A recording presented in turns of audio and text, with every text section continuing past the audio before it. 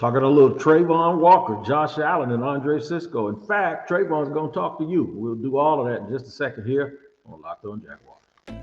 You are Locked On Jaguars, your daily Jacksonville Jaguars podcast. Part of the Locked On Podcast Network, your team every day.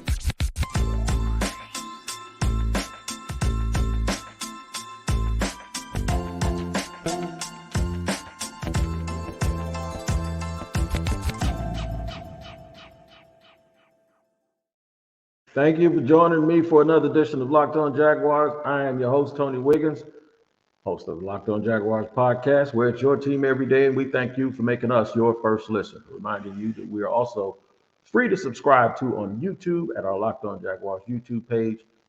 Wherever you get your audio podcast, make sure you tap in so you don't miss the episode. Shout out to my everydayers. What is going on? What's happening with you guys? And to new listeners, if you're new to the channel, you won't be new. Come back tomorrow because you'll be here twice. Glad to have you, though. Hopefully, you guys will enjoy the podcast enough to come back and see us again. Talking Trayvon Walker, man. Big year expected out of him. I went to OTAs. First thing I noticed is that he is extremely svelte. Is that a word that I can use? He's always been in really good shape, but you can tell he's actually put some work in, and he still just looks different. He looks different than everybody else out there on that field, man. So kudos to him for doing whatever he did to take care of his body in the off season, man, because I'm telling you, it really appears that it worked. I'm expecting a big year from him. I think he's going to be fabulous this season for the Jacksonville Jaguars.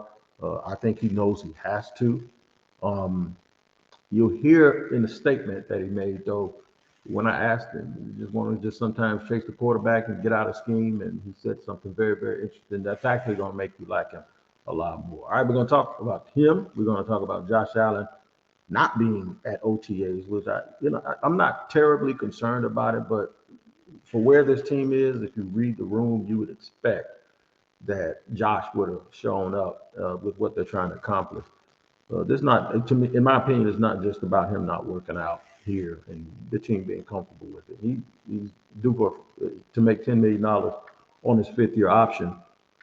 I think it's a play for money to make the team look at themselves and see what it looks like without him out there. And I don't know how well that's going to play out. We're going to talk about Andre Cisco in segment 3 because he looks like he's been getting in the gym and getting all yoked up. Kind of made me jealous. A little young fella walking around with those guns like that yesterday. So, and how that'll benefit the Jaguars. But first and foremost, Trayvon Walker, man, I think he's going to have a huge year. By the way, shout out to Mama Walker. I told Trayvon to tell his mom, his lovely mother, hello. I'm going to say it because she listens to the podcast every day. Hey, Mama, how you doing?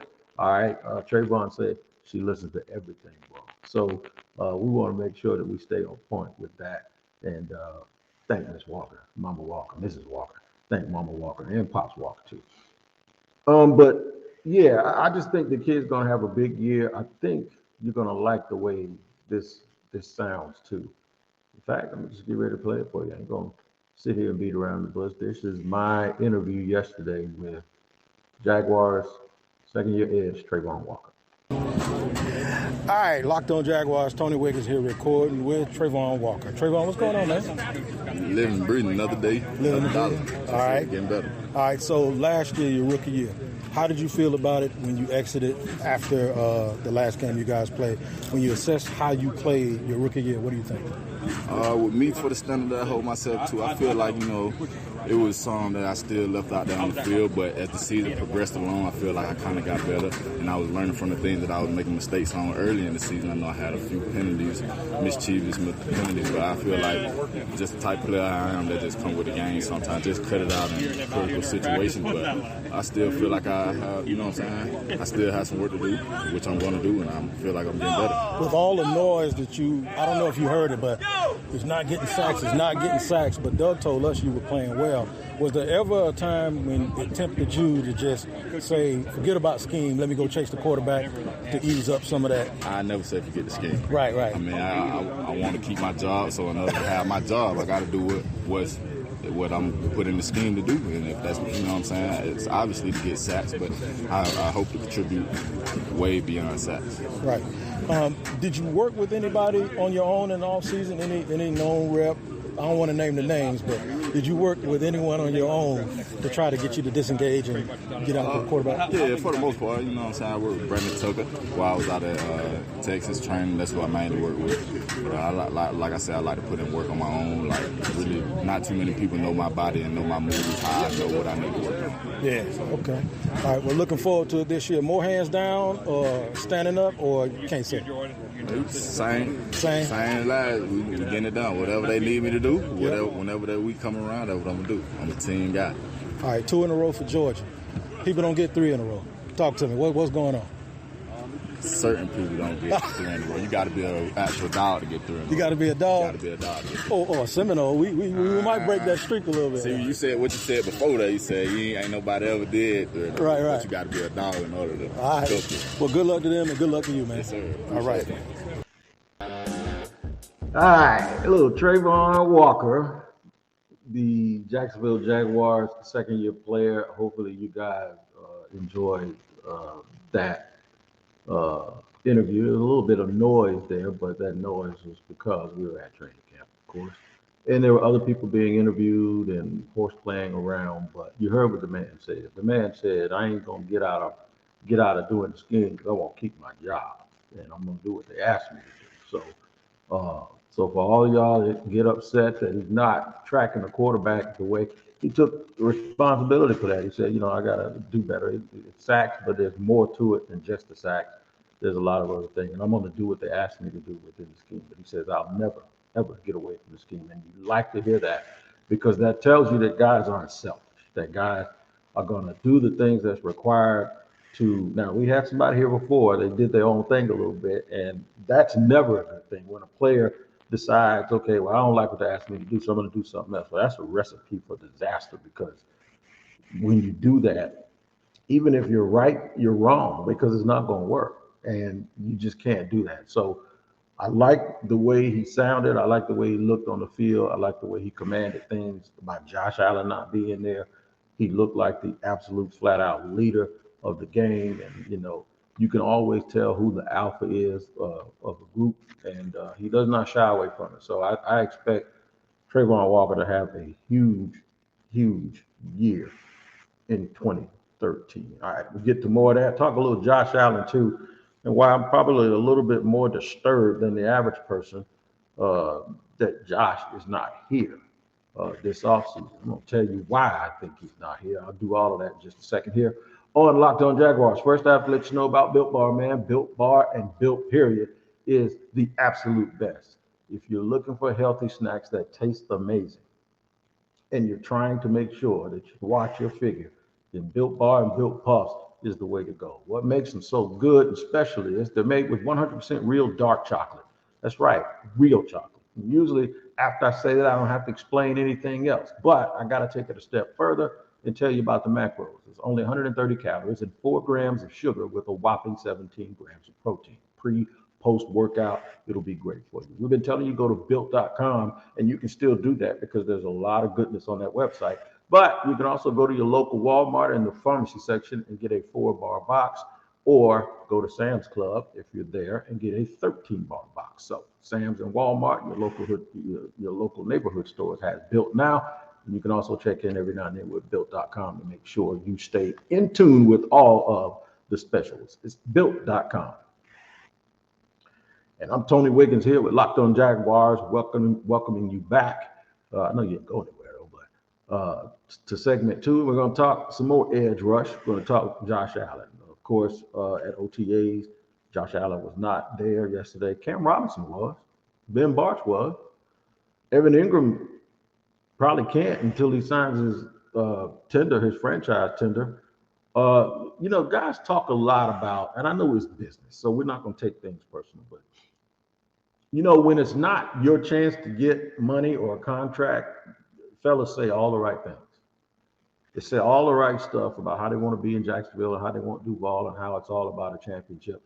And I understand and I get it. I don't think for 1 minute, and this isn't me impugning anybody's character, but I don't think for 1 minute that the reason why Josh Allen is not here is because he's just more comfortable working out somewhere else, because he's been here in the past, right?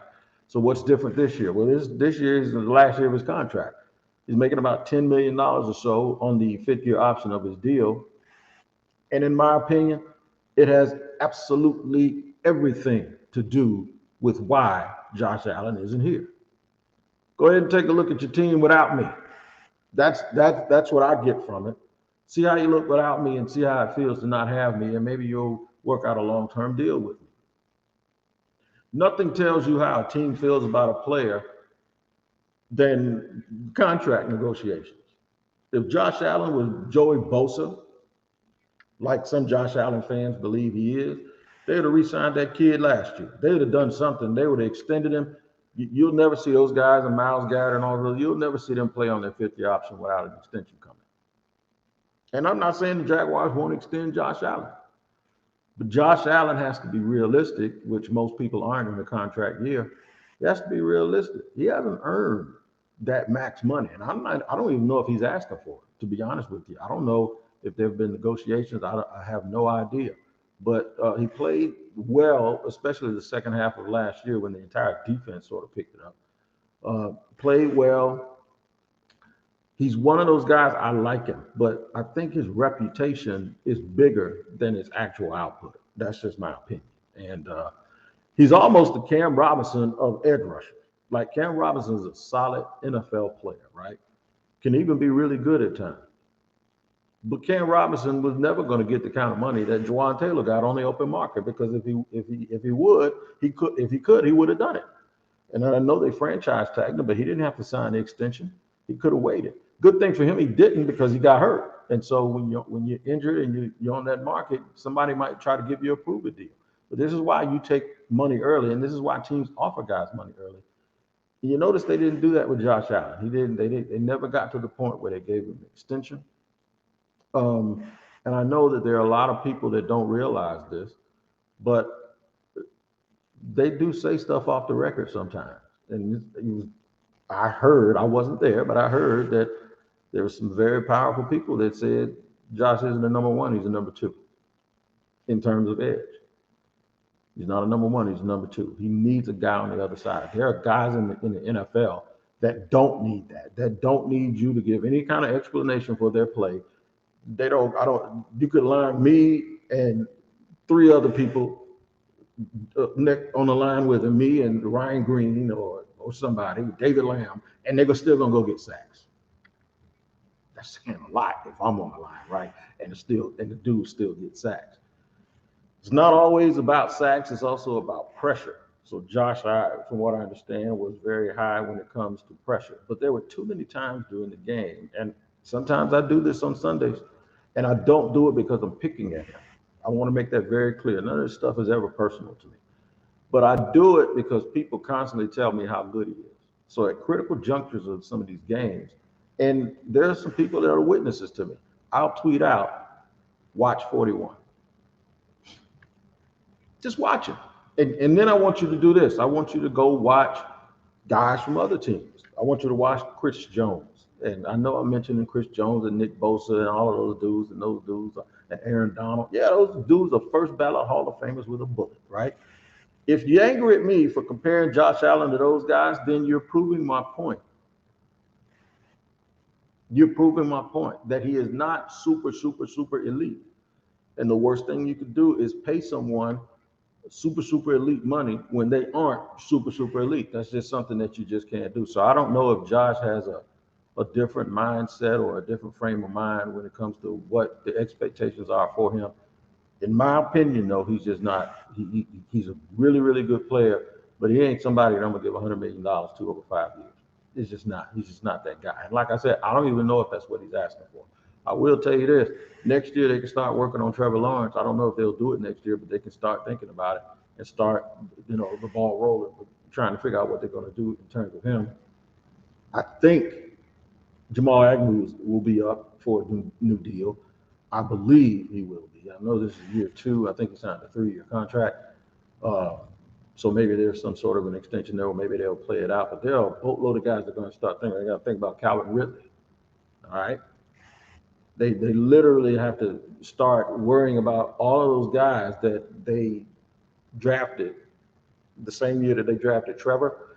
But from the second round and beyond, those guys got to get taken care of. Maybe if you do it early, they can do it next year. But those guys have 4-year contracts, like Tyson Campbell. This is his 3rd season. So next year is his 4th. If you're going to extend guys early, you better do it next year, because they have a boatload of dudes now. Andre Cisco, Tyson Campbell. That's the thing about having a draft where you get a bunch of guys who are starting and who are making a name for themselves when they're young. What happens is you got to take care of them all at the same time, or strategically sort of stagger it so that you can get most of those dudes under contract. And then at the non-premium positions, you either going to pay them a little bit less, or you're going to let them walk and get a compensatory pick, or you can be proactive like I would and just flat out trade them. And you decide what you're going to get as far as compensation, and go ahead and get it early. I don't believe in we'll get the year of production and then let him walk, and then the following year you'll get a draft pick, because to me that I'd rather do it the other way. And I have people in the business that actually have jobs in front office that say some people love the compensatory pick situation and some people can't stand it. They're like, compensatory picks just make you lazy and make you not want to do what you're supposed to do. Either re-sign the dude, don't hedge your bets. Either you're going to re-sign him, if you're not going to re-sign him. If you want to max out what you get for him, you need to trade him early. Trade him early.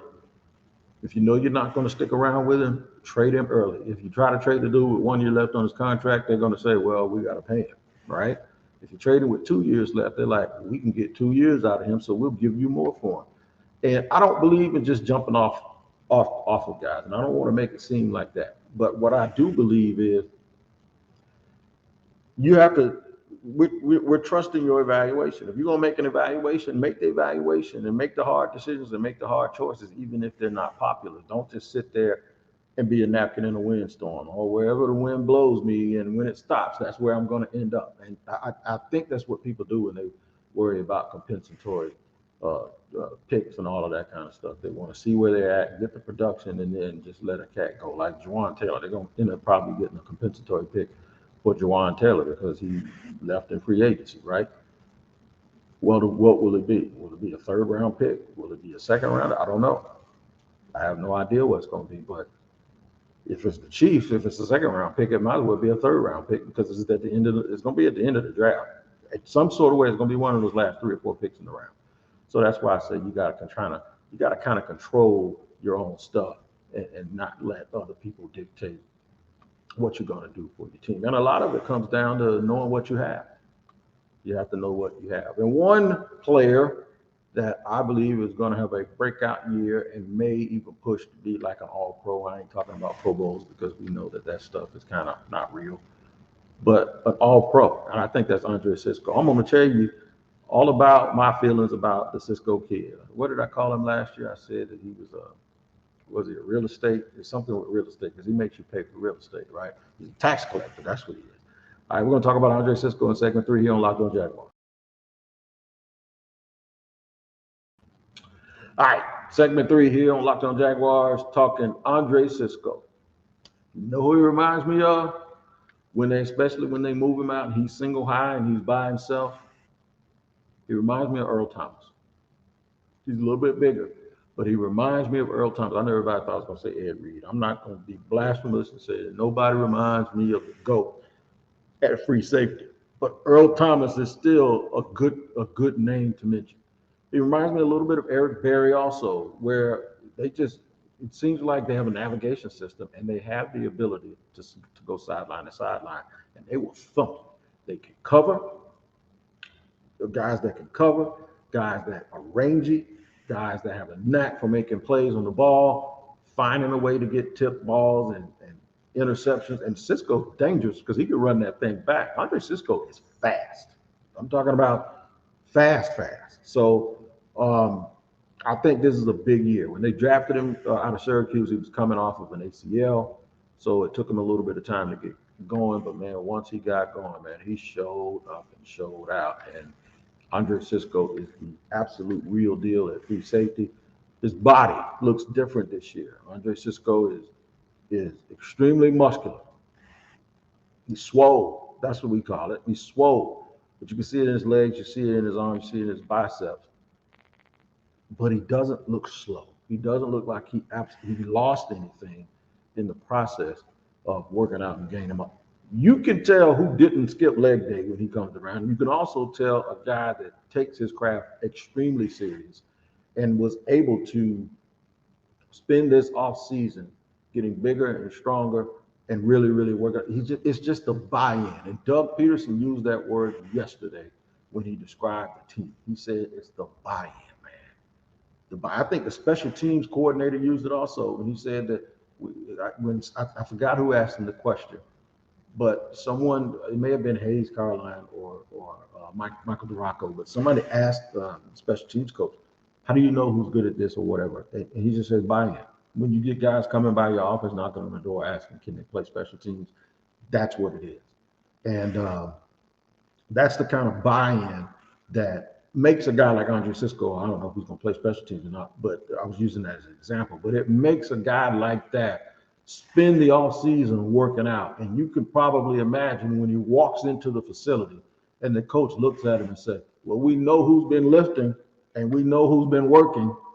And I think the quarterback of the defense or the quarterback of the back end of the defense is going to make a huge, huge impact and have a huge impact on this team this season.